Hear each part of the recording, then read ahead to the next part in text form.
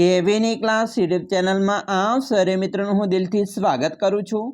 આજે વિદ્યાર્થી મિત્રો વાત કરવાના છીએ ધોરણ 7માં આપણી નવીન સ્વાધ્યાયન પોથી જે આપવામાં આવેલી છે તેમાં વિજ્ઞાન અને ટેકનોલોજીનો પાઠ નંબર 4 એસિડ બેઝ અને ક્ષાર। જે વિદ્યાર્થી મિત્રો તમને સ્વાધ્યાયન પોથીના ભાગ નંબર 3ના પાના નંબર 39 થી 47 ઉપર મળી જશે, જેનું આપણે આ વિડીયોમાં સચોટ, સાચું અને સંપૂર્ણ સોલ્યુશન જોવાના છીએ। तो चालो विद्यार्थी मित्रों वीडियो की शुरुआत करिए। तेना पहला तमे खास करीने चैनल में नवा आवेला होय तो चैनल ने अवश्य सब्सक्राइब करी वीडियो ने लाइक और शेर करवानुं पण न भूलता। पाठ नंबर 4 एसिड बेज अने क्षार, जेनी अंदर विद्यार्थी मित्रों आपणे आटलुं जाणीए छीए, जेमां जुदा जुदा प्रकारना स्वाद विषे अने रंगोनी परख विषे आपणे जाणीए छीए। विद्यार्थी मित्रों आपणे आ पाठनी अंदर जे प्रश्न 1 छे के नीचे आपेला प्रश्नों माटे योग्य विकल्प पसंद करी उत्तर आपवाना छे। जेमां पहलो विकल्प है साचो विकल्प पसंद करो। तो अहींया मित्रों तमने 4 ऑप्शन आपेला है, तेमांथी मित्रों साचो ऑप्शन है कि एसिडिटीनी दवानी बनावटमां बेजिक पदार्थों वपराय छे। बीजू, बेजिक पदार्थों द्रावण फिनोल्फथेलिन साथे केवो रंग आपे छे? तो आपणो जवाब आवशे मित्रों गुलाबी रंग। त्रीजू, नीचेना पैकी क्यू द्रावण एसिडिक छे? तो आपणो जवाब आवशे લીંબુનો रस। चौथुं, कीड़ीना डंखमां क्यो एसिड होय छे? तो आपणो मित्रों जवाब है फॉर्मिक एसिड। पांचमू, प्रयोगशाला में एक द्रावण भूरा के लाल लिटमस पत्र पर रंग परिवर्तन दर्शावतुं नथी तो ते तटस्थ छे। छठू, ज्यारे आपणे मित्रों एसिडिटी थाय त्यारे नीचेनामांथी शुं लेवुं योग्य छे? तो खावाना सोडा। 7, मिलन तेना सफेद शर्ट पर पड़ेला हळदरना डागने साबुना पाणीथी धोय छे तो त्यां क्या रंगना धाबा पड़शे? तो मित्रों ते लाल रंगना धब्बा पड़शे। 8, चूनानुं नीतर्युं पाणी एटले H2SO4। 9, क्या सूचक पर बेज नाखता ते लाल रंग परिवर्तन पामे छे? तो आपणो जवाब आवशे मित्रों हळदर पर। प्रश्न मित्रों 2 छे, नीचेना प्रश्नोना टूंकमां उत्तर लखवाना छे। 10मुं छे, एक पदार्थनी लाल लिटमस पत्र पर असर थती नथी तथा तेनुं द्रावण जासूदना फूलना सूचक साथे लीलो रंग आपे छे तो आ द्रावणनो स्वभाव केवो हशे? तो मित्रों आपणे जवाब जोईए तो आ द्रावण छे एसिडिक हशे। बेजिक पदार्थ जासूदना फूल साथे लीलो रंग आपे छे।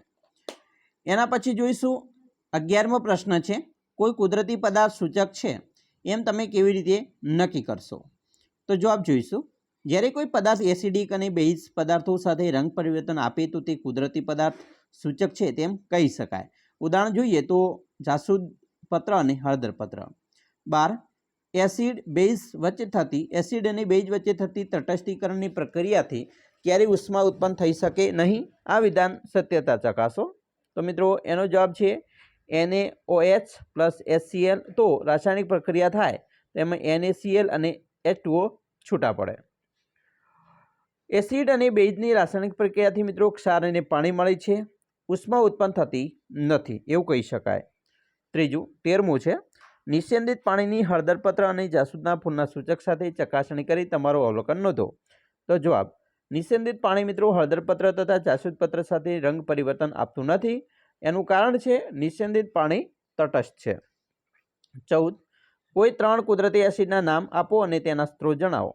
जेमां पहेલું છે साइट्रिक एसिड तो લીંબુ, लेक्टिक एसिड तो दही अने टार्टरिक एसिड जे आपणे द्राक्ष अने आंबलीने कहीशुं। प्रश्न 4, नीचेना प्रश्नोना उदाहरण आपवाना छे। 15मुं छे, पाणी अने लोखंडना द्रावण माटे योग्य विधान जणावो। तो अहींया मित्रों आपणो जवाब आवे छे कि आ द्रावण लिटमस पत्र परथी तटस्थ होवा छतां क्षार छे। 16, भारती एक वाटकीमां कोई द्रावण लईने आवे छे अने तेना मित्रोने नीचे मुजब कहे छे कि भाई आ द्रावण लाल लिटमस पत्र पर कोई असर दर्शावतुं नथी पण जासूद फूलना सूचक साथे लीलो रंग आपे छे।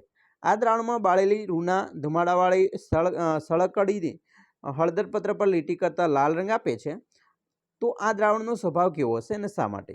तो मित्रों ते बेज हशे अने एसिड भूरा लिटमस पत्र लाल बनावे छे अने बेज छे ए लाल लिटमस पत्रने भूरू बनावे छे एवुं आपणे कही शकीए।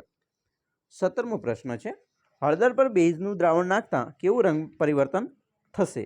तो मित्रों हळदर पर बेजनुं द्रावण नाखता रंग परिवर्तन थईने ते लाल रंगनुं थई जशे। 18, प्रयोगशाळामां होय तेवा 3 एसिडना नाम।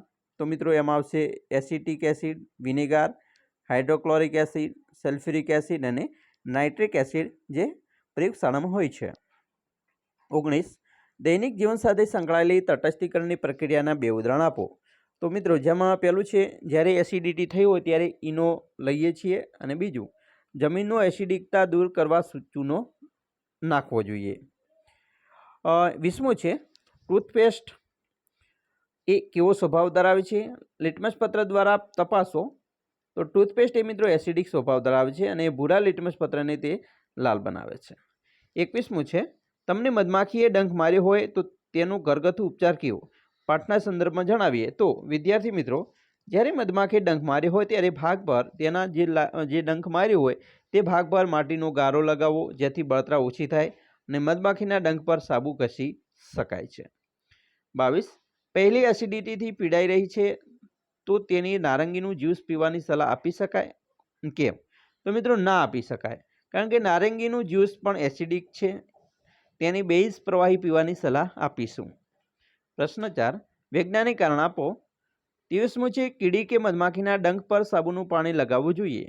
તો કારણ છે કે કીડીના ડંખથી શરીરમાં ફોર્મિક એસિડ દાખલ થાય છે, તેથી તે ભાગ પર બળતરા થાય છે. તેથી એસિડની તટસ્થ કરવા માટે તેના પર બેકિંગ સોડા કે સાબુનું પાણી લગાવી શકાય છે. 24. ફેક્ટરીઓમાંથી નીકળતો કચરો અને પાણી નદીમાં ઠાલવતું હિતાવહ નથી. તો જવાબ, ફેક્ટરીઓથી નીકળતો કચરા અને પાણી મિત્રો ખૂબ ગંદુ હોય છે. તેમાં કેમિકલયુક્ત પાણી હોવાથી તે નદીના પાણીને પણ ખરાબ કરતું હોય છે અને જે પાણી નદીમાં ઠલવાય તો નદીનું પાણી પીવા માટે તેમજ અનેક ઉદ્યોગોમાં વપરાય છે. જ્યાં કચરો ગંદુ પાણી જતાં માનવ સ્વાસ્થ્ય માટે હાનિકારક છે. આથી આવું પાણી નદીમાં ચાલવું જોઈએ નહીં. 25. ખેતી માટે જમીનની તપાસણી કરવી જરૂરી છે. તો જવાબ, જમીન મિત્રો એસિડિક છે કે બેઝિક તે તપાસણી કરવાથી ખબર પડે છે. અને જો જમીન એસિડિક હોય તો તેમાં બેઝિક ખાતર નાખવા આ જમીનમાં પૂરતા પોષક તત્વોની ખબર પડે. તે માટે જમીનનો તપાસણી કરવી જરૂરી છે અને પોષક તત્વોની સમતોલા જાળવવા તપાસણી કરેલ હોય તો જાળવી શકો અને જરૂર પ્રમાણે તત્વો છે એ જમીનમાં ઉમેરી પણ શકો છો. એના પછી તફાવત છે હળદરપત્ર અને જાસૂદના ફૂલનું સૂચક. તો હળદરપત્રની વાત કરીએ તો એસિડ સાથે કંઈ અસર થશે નહીં અને જાસૂદના ફૂલમાં એસિડ સાથે મેજન્ટા રંગ આપે છે. હળદરપત્રની વાત કરીએ તો બેઝ સાથે લાલ રંગ આપે છે, જ્યારે જાસૂદના ફૂલમાં બેઝ સાથે લીલો રંગ આપે છે. 27મો પ્રશ્ન મિત્રો, કોષ્ટકમાં આપેલા પદાર્થોના દ્રાવણ બનાવી તેમને વારાફરતી ભૂરા અને લાલ લિટમસ પત્ર પર, જાસૂદના ફૂલના સૂચક પર અને હળદરપત્ર પર રંગની અસર નોંધવાની છે. તેના પરથી જે તે પદાર્થનો સ્વભાવ નક્કી કરવાનો છે. મિત્રો જેમ કે છાશ, તો કે ભાઈ ભૂરું લિટમસ પત્ર હોય તો લાલ અને જાસૂદના ફૂલનું સૂચકમાં મેજન્ટા અને એસિડ બેઝમાં ક્ષારમાં તો એસિડ છે. ચૂનાનું મિત્રો પાણી તો તેમાં લાલ લિટમસ પત્રને ભૂરું બનાવે, જાસૂદનું ફૂલ લીલો રંગ, હળદરપત્ર લાલ અને તે બેઝ છે. ધોવાના સાબુમાં મિત્રો ભૂરું લિટમસ પત્ર લાલને ભૂરું બનાવે, જાસૂદનો લીલો બનાવે રંગ, હળદરપત્રને લાલ અને બેઝ હોય છે. નાહવાના સાબુની વાત કરીએ તો લાલને ભૂરું બનાવે, જાસૂદને લીલું બનાવે, હળદરપત્ર લાલ બનાવે અને તે બેઝ છે. દૂધ તો મિત્રો એ તટસ્થ કહેવાય. ગોળ પણ તટસ્થ છે. એના પછી અરીઠાનું પાણી તો ભૂરું બનાવે છે, અહીંયા લીલું બનાવશે ને હળદરપત્ર લાલ બનાવે છે, તે બેઝ છે.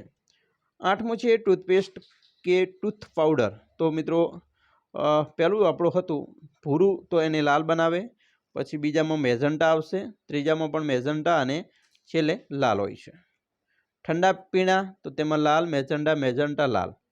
સોડા વોટર, કોફી અને ચા તો એમાં મિત્રો ત્રણેયમાં લાલ, મેજન્ટા અને લાલ હોય છે.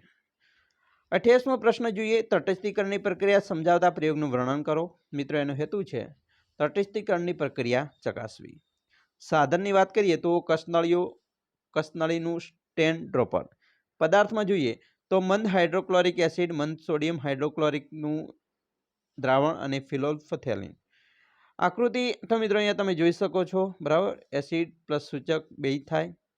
એની પદ્ધતિ છે તો આ પદ્ધતિ મિત્રો મુજબ તમારે લખવાનો રહેશે, બરાબર. તમે અહીંયા પણ લખી શકો છો આ પદ્ધતિ મુજબ, બરાબર। તો વિદ્યાર્થી મિત્રો, આપણે આ વાત કરી તમારા પાઠ નંબર 4ની સંપૂર્ણ સોલ્યુશનની। તમને ખૂબ જ આપણો વિડીયો ઉપયોગી નીવડશે અને ખાસ તમે ચેનલમાં નવા આવેલા હોય તો ચેનલને લાઇક, શેર અને સબસ્ક્રાઈબ કરવાનું પણ ન ભૂલતા।